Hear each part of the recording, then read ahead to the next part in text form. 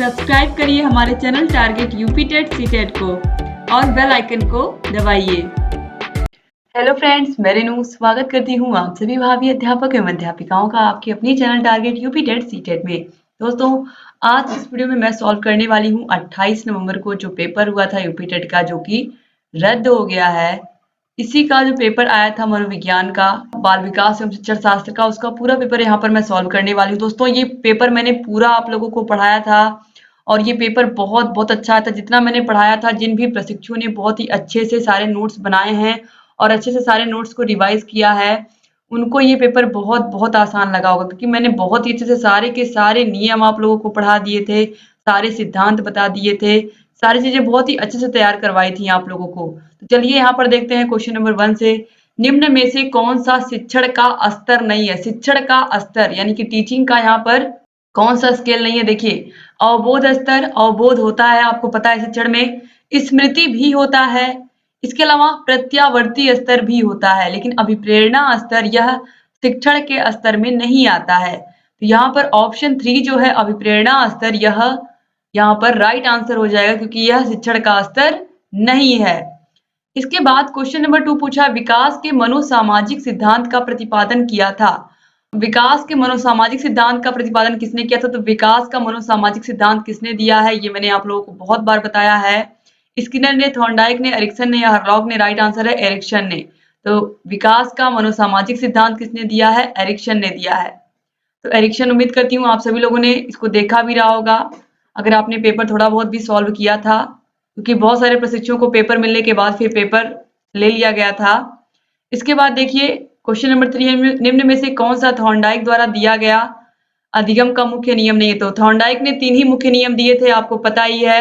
अभ्यास का नियम, प्रभाव का नियम और तत्परता का नियम। तो ये जो अभिवृत्ति का नियम है, यह थॉर्नडाइक द्वारा दिया गया अधिगम का मुख्य नियम नहीं है। तो ऑप्शन 4 जो है ये सही हो जाएगा। दोस्तों, आप लोगों ने अच्छे से नोट्स बनाया रहा होगा, मुझे पूरी उम्मीद है, क्योंकि बहुत अच्छे से मैंने पूरी चीजें आप लोगों को पढ़ाई थी और अपने हाथों से मैंने नोट्स बनाए थे और बहुत ही सटीक थे, जिसमें से अधिकतर आप लोगों ने देखा ही कि अधिकतर क्वेश्चंस क्या, लगभग 95% क्वेश्चंस उसी में से आया है। तो दोस्तों, आप लोग सारे विषयों को इस तरीके से हमारे चैनल से पढ़ते रहिए और सारे विषयों की तैयारी अच्छे से करते रहिए, ताकि आप लोगों के सारे विषय अच्छे हों।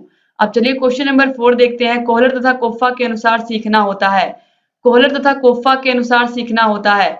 कोहलर और कोफ्फा कौन से सिद्धांत में आते हैं? कोहलर ने प्रयोग किया था सुल्तान नामक चिंपैंजी पर, ये आपको पता है, सुल्तान नामक चिंपैंजी पर किया था। और इनके सिद्धांत को हम क्या कहते हैं? सूझ का सिद्धांत कहते हैं। सिंपल सी बात है, सूझ का सिद्धांत कहते हैं। तो यहाँ पर आप देखिए, सूझ द्वारा, अनुकरण द्वारा, प्रयास द्वारा या अभ्यास द्वारा। तो राइट आंसर है सूझ द्वारा। ऑप्शन नंबर 1 ही यहाँ पर सही हो जाएगा। कोहलर, कोफ्फा और वर्दीमैन इन्हें क्या कहते हैं? गेस्टाल्टवादी कहते हैं। क्वेश्चन नंबर 5 है, सामाजिक निर्माणवाद के जनक कौन थे? पियाजे, नोवाक, वाइगोत्स्की या फिर ग्लासर फ्लेड?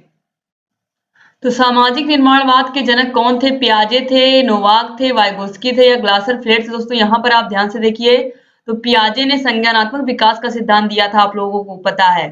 और जो वाइगोत्स्की थे, इन्होंने सामाजिक निर्माणवाद पर विशेष ध्यान दिया था। तो यहाँ पर देखिए ऑप्शन नंबर 3 जो है वाइगोत्स्की, ये बिल्कुल सही है, क्योंकि इन्होंने कहा था कि बच्चा अपने आसपास के समाज से भी बहुत सारी चीजें सीखता है।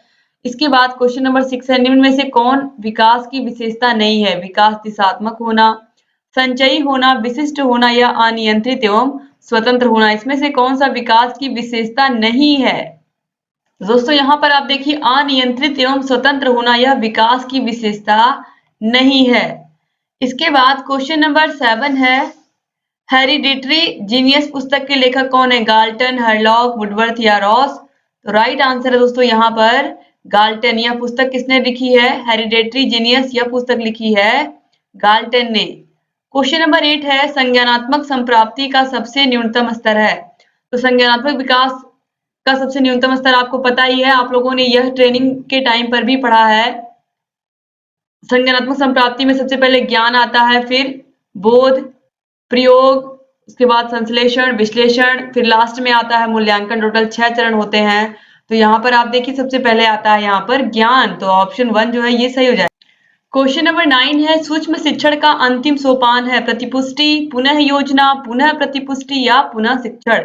दोस्तों सूक्ष्म शिक्षण के पूरे 6 के 6 सोपानों को मैंने आपको बताया किस तरीके से पाठ योजना बना के आप लेकर के जाते हैं, पढ़ाते हैं, फिर बच्चों से फीडबैक लेते हैं और जो कमियां रहती हैं फिर से पुनः योजना बनाते हैं, फिर बच्चों से क्या करते हैं, फिर क्या करते हैं, पुनः योजना बनाने के बाद फिर पुनः क्लास में जाते हैं, पुनः शिक्षण करते हैं और फिर पुनः प्रतिपुष्टि लेते हैं, बच्चों का फीडबैक लेते हैं। तो ऑप्शन 3 जो है पुनः प्रतिपुष्टि या सूक्ष्म शिक्षण यानी कि माइक्रो टीचिंग का अंतिम चरण है।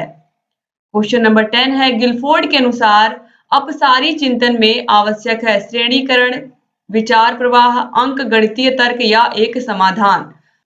दोस्तों यहाँ पर आप देखिए जो अपसारी चिंतन होता है इसमें क्या आवश्यक है, तो यहाँ पर आप देखिए विचार प्रवाह यह आवश्यक होता है, तो ऑप्शन नंबर 2 सही हो जाएगा। क्वेश्चन नंबर 11 है मस्तिष्क उद्वेलन विधि के प्रतिपादक कौन है, जॉन ड्यूवी, ऑसबोर्न, हरलॉक या आशुबेल। तो राइट आंसर दोस्तों यहाँ पर है ऑसबोर्न, ऑप्शन 2 जो है ये बिल्कुल सही है, मस्तिष्क उद्वेलन विधि के प्रतिपादक है ऑसबोर्न। क्वेश्चन नंबर 12 है प्रासंगिक अंतर्बोध परीक्षण से कौन संबंधित है, तो आपको पता है कि प्रासंगिक अंतर्बोध परीक्षण जिसे हम सिमेंटिक अपरेंट टेस्ट भी कहते हैं या टेट परीक्षण भी कहते हैं, इसके प्रतिपादक हैं मार्गन एवं मुरे, और ये बार बार मैंने आप लोगों को क्लास में पढ़ाया था मार्गन एवं मुरे। तो यहाँ पर आप देखिए ऑप्शन 1 2 दोनों ही सही है, तो ऑप्शन नंबर 3 ऑप्शन 1 और 2 दोनों सही हैं, तो ऑप्शन 3 पर आप टिक लगा देंगे। क्वेश्चन नंबर 13 है सृजनात्मक चिंतन की प्रथम अवस्था कहलाती है आयोजन, उद्भवन, प्रबोधन या फिर संशोधन।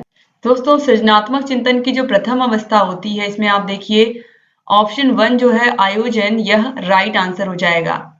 क्वेश्चन नंबर 14 है उद्दीपक अनुक्रिया सिद्धांत का प्रतिपादन किसने किया था, थॉर्नडाइक, गेस्टाल्ट, उपयुक्त दोनों या इनमें से कोई नहीं। तो आप सभी को पता है उद्दीपक अनुक्रिया सिद्धांत एसआर थियरी किसने दी है, थॉर्नडाइक ने दी है, ये बताने की जरूरत ही नहीं है, एसआर थियरी किसने दी है, थॉर्नडाइक ने दी है उद्दीपक अनुक्रिया सिद्धांत। इसके बाद क्वेश्चन नंबर 15 है कौन से कारक अधिगम को प्रभावित करते हैं, व्यक्तिगत कारक, वातावरण संबंधी कारक, सामाजिक कारक या उपयुक्त सभी। तो बच्चे के सीखने को कौन कौन सी चीजें प्रभावित करती हैं, उसका व्यक्तिगत कारक, उसका व्यक्तित्व, उसका वातावरण यानी कि उसके आसपास के लोग, उसके आसपास का समाज यानी कि किस तरीके के वातावरण में वह रह रहा है। तो ये सभी चीजें बच्चे के सीखने को प्रभावित करती हैं कि बच्चा किस प्रकार के एनवायरनमेंट में रह रहा है, कैसे लोगों के बीच में रह रहा है। तो यहाँ पर ऑप्शन 4 जो है सभी ये राइट आंसर हो जाएगा। क्वेश्चन नंबर 16 कितना आसान क्वेश्चन पूछा, बुद्धि के सारे सिद्धांत मैंने आप लोगों को लिखवाए थे, बहुबुद्धि का सिद्धांत किसने दिया था, पियाजे ने, ब्रूनर ने, गार्डनर ने या वाइगोत्स्की ने। तो राइट आंसर दोस्तों यहाँ पर है हार्वर्ड गार्डनर, ऑप्शन नंबर 3 जो है ये सही हो जाएगा। क्वेश्चन नंबर 17 है स्पीयरमैन ने क्या दिया था, स्पीयरमैन ने बुद्धि का द्विकारक सिद्धांत, समूह कारक सिद्धांत, बहुकारक सिद्धांत या प्रक्रिया उन्मुखी सिद्धांत दिया था। तो इसमें से देखिए समूह कारक आपको पता है थर्स्टन ने दिया था, बुद्धि का बहुकारक सिद्धांत किसने दिया था, आपको पता है थॉर्नडाइक ने दिया था, और द्विकारक सिद्धांत बुद्धि का एक कारक सिद्धांत और द्विकारक सिद्धांत स्पीयरमैन ने दिया था। तो ऑप्शन 1 ही यहाँ पर सही हो जाएगा। और यह भी आप लोगों को मैंने बार बार याद करवाया था, ये सब क्वेश्चन देखिए एग्जाम में पूछे गए हैं। क्वेश्चन नंबर 18 है पाठ योजना में छात्र के पूर्व अधिगम से संबंधित है उद्देश्य लेखन, प्रस्तावना प्रश्न, मूल्यांकन प्रश्न या लक्ष्य कथन। आपको पता है जब पाठ योजना हम बनाते हैं तो बच्चे का पूर्व ज्ञान हम चेक करते हैं, किसमें चेक करते हैं, प्रस्तावना प्रश्न के माध्यम से। प्रस्तावना में हम ऐसे प्रश्नों को लेते हैं जिनके बारे में हमें यह उम्मीद है कि बच्चे जानते ही होंगे, और फिर उसी को जोड़ करके जो प्रकरण होता है वह हम बच्चों को पढ़ाते हैं या टॉपिक पढ़ाते हैं। तो ऑप्शन नंबर 2 जो है वो सही हो जाएगा। क्वेश्चन नंबर 19 है गलत वाक्य को चुने, छात्र सबसे अच्छा स्वाभाविक वातावरण में सीखते हैं, छात्र सबसे अच्छा करके सीखते हैं, छात्र सबसे अच्छा खेल खेल में सीखते हैं या छात्र सबसे अच्छा नियंत्रित वातावरण में सीखते हैं। दोस्तों छात्र करके भी सीखते हैं, स्वाभाविक वातावरण में तो सीखते ही हैं, और खेल खेल में भी बहुत कुछ सीखते हैं। तो यहाँ पर ये जो लिखा है ऑप्शन नंबर 4 छात्र सबसे अच्छा नियंत्रित वातावरण में सीखते हैं, ये पूरी तरीके से गलत है। बच्चों को कभी भी हम बांध करके कोई चीज नहीं सिखा सकते हैं, तो ऑप्शन 4 यहाँ पर सही हो जाएगा, ये गलत वाक्य है। क्वेश्चन नंबर 20 है संविधान के किस संशोधन से शिक्षा के अधिकार पर बल दिया गया है, तो 86वां संविधान संशोधन, आप लोगों को पता है शिक्षा का अधिकार, तो याद रखिएगा 86वां संविधान संशोधन जो है इस पर शिक्षा के अधिकार पर इसमें बल दिया गया है। क्वेश्चन नंबर 21 है, शिक्षण के कार्य में सम्मिलित है मूल्यांकन कार्य, उपचारात्मक कार्य, निदानात्मक कार्य, अतिरिक्त सभी। तो शिक्षण के कार्य में ये सारी चीजें आती हैं, बच्चों का मूल्यांकन भी होता है, आपको पता है जो कमियां होती हैं उनका हम पता लगाते हैं, निदानात्मक कार्य से फिर उनको दूर करते हैं उपचारात्मक कार्य से। तो ऑप्शन 4 जो है सभी ये राइट आंसर हो जाएगा। क्वेश्चन नंबर 22 है, शिक्षण सबसे कम प्रभावशाली कब होगा? जब शिक्षा एकाधिकारवादी होगा, विद्यार्थी निष्क्रिय रहेंगे, केवल लिखने पर बल हो, या फिर उपयुक्त सभी। दोस्तों, अगर शिक्षा एकाधिकारवादी हो यानी कि केवल कुछ लोगों का ही इस पर अधिकार हो तो ये बिल्कुल गलत है, क्योंकि आपको पता है शिक्षा का सार्वभौमिकरण है। समाज के सभी वर्ग के लोगों के लिए शिक्षा क्या है? समान रूप से शिक्षा सभी को मिलनी चाहिए और यह सभी बच्चों का अधिकार है 6 से लेकर के 14 वर्ष तक। ये आपको पता है कक्षा 1 से 8 तक की जो शिक्षा है वो बिल्कुल फ्री है। विद्यार्थी निष्क्रिय रहेंगे अगर, तो शिक्षण बिल्कुल प्रभावी नहीं होगा। और केवल अगर लिखने पर ही बच्चे बल देंगे तो वो बोलना कब सीखेंगे? वो सही से बोलना कब सीखेंगे? वो सही से उन चीजों का प्रयोग करना कब सीखेंगे जो वो पढ़ रहे हैं? इसलिए पढ़ना भी आना चाहिए, बोलना भी आना चाहिए, लिखना भी आना चाहिए सही सही। तो इसलिए इन सभी पर ध्यान देना जरूरी है। लेकिन यहाँ पर केवल लिखने की बात की गई, तो ऑप्शन 4 जो है इन सभी पर क्या होगा? शिक्षण कम प्रभावशाली होगा अगर केवल इन्हीं एक चीजों पर ध्यान दिया जाएगा तो। क्वेश्चन नंबर 23 प्रोजेक्ट विधि संबंधित है। प्रोजेक्ट विधि के जनक कौन है? किलपैट्रिक। ये बिना कहे ही आप लोग लगा दीजिए क्योंकि आप लोगों को याद भी है और ये मैंने आपको लास्ट वीडियो में पढ़ाया भी था। शिक्षण की जितनी भी विधियां हैं सभी को मैंने आप लोगों को एक ही वीडियो में पढ़ा दिया था। आप देख सकते हैं प्रोजेक्ट विधि के जनक। और 2018 में जब सुपर टेट का एग्जाम हुआ था पहली बार, तो उसमें भी ये क्वेश्चन पूछा गया था और ये मैंने आपको वहां पर भी बताया था जब मैंने आपको क्लास में पढ़ाया था ये क्वेश्चन। क्वेश्चन नंबर 24 है, भाषा रूपांतरण सिद्धांत किसने दिया था? तो बर्नस्टीन ने, चोमस्की ने, फिल्मर ने या स्किनर ने? राइट आंसर ऑप्शन 2 है, चोमस्की ने दिया था भाषा विकास का सिद्धांत या भाषा रूपांतरण का सिद्धांत। और ये आप लोगों को भी याद होगा, चोमस्की। क्वेश्चन नंबर 25 है, शारीरिक गठन के संदर्भ में कौन सही नहीं है? मेसोमॉर्फिक, एंटागोनिस्टिक, एक्टोमॉर्फिक या एंडोमॉर्फिक? तो मेसोमॉर्फिक, एक्टोमॉर्फिक, एंडोमॉर्फिक ये सभी मैंने आप लोगों को पढ़ाया है, लेकिन ये एंटागोनिस्टिक यह शारीरिक गठन के संदर्भ में सही नहीं है। तो ऑप्शन 2 जो है ये यहाँ पर सही हो जाएगा। क्वेश्चन नंबर 26 निम्नवत में से अभिप्रेरणा के घटकों की पहचान करें। आवश्यकता, अंतर्नोद, प्रोत्साहन या फिर तो सभी। तो अभिप्रेरणा के घटकों में आवश्यकता भी आती है, अंतर्नोद, प्रोत्साहन ये सभी आते हैं। तो ऑप्शन 4 जो है तो सभी ये राइट आंसर हो जाएगा। क्वेश्चन नंबर 27 कितना आसान क्वेश्चन पूछा है? मनोविश्लेषणात्मक सिद्धांत के प्रतिपादक कौन है? और ये मैंने आप लोगों को बार बार पढ़ाया है कि मनोविश्लेषणात्मक सिद्धांत के प्रतिपादक सिगमंड फ्रायड हैं। तो ऑप्शन 1 जो है ये राइट आंसर हो जाएगा। क्वेश्चन नंबर 28 है, निम्नलिखित में से कौन स्किनर द्वारा प्रतिपादित अधिगम के सिद्धांत से संबंधित नहीं है? अभिक्रमित अनुदेशन, व्यक्ति निर्धारित अनुदेशन, त्रुटियों के माध्यम से सीखना या व्यवहार रूपांतरण तकनीकी? क्वेश्चन नंबर 28 है, निम्नलिखित में से कौन स्किनर द्वारा प्रतिपादित अधिगम के सिद्धांत से संबंधित नहीं है? तो यहाँ पर आप देखिए अभिक्रमित अनुदेशन, व्यक्ति निर्धारित अनुदेशन, त्रुटियों के माध्यम से सीखना और व्यवहार रूपांतरण तकनीकी। तो स्किनर के सिद्धांत में आपको पता है पुनर्वलन पर बल दिया गया है। तो अभिक्रमित अनुदेशन भी इनके सिद्धांत को हम कहते हैं, व्यक्ति निर्धारित अनुदेशन और व्यवहार रूपांतरण तकनीकी भी कहते हैं। लेकिन त्रुटियों के माध्यम से सीखना ये आपको पता है यह किसने बताया है? प्रयास एवं त्रुटि का सिद्धांत। बार बार प्रयास करना है और त्रुटि करने, प्रयास और त्रुटि का सिद्धांत आपको पता है किसने दिया है? थॉर्नडाइक ने दिया है। तो प्रयास एवं त्रुटि का सिद्धांत यानी कि त्रुटियों के माध्यम से सीखना यह थॉर्नडाइक ने अपने सिद्धांत में बताया है। तो यह थॉर्नडाइक से संबंधित है। तो इसीलिए ऑप्शन 3 जो है यह स्किनर से संबंधित नहीं, किससे संबंधित है? थॉर्नडाइक से संबंधित है।